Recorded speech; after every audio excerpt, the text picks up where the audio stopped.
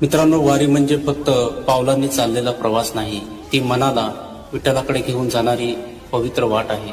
वादळ आलं, वारा सुटला, पाऊस आला, अगदी इंद्रायणीला पूर आला, पण एक गोष्ट कधीच थांबली नाही, ती म्हणजे पंढरपूरची वारी.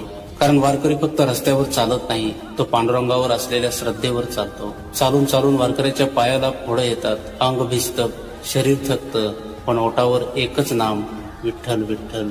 आणि आजही लाखो पावलं एकाच दिशेने चालतात, त्या विठेवर उभा असलेल्या सावळ्या विठुरायाकडं.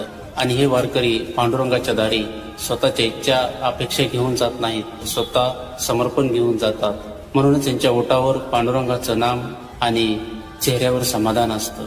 वारी एकच शिकवते, देह जरी थकला तरी विठ्ठलावर असलेला विश्वास थकता कामा नये. कारण वारी म्हणजे फक्त चालणं नाही, ती आहे भक्ती आणि विठ्ठलावर असलेला अखंड विश्वास.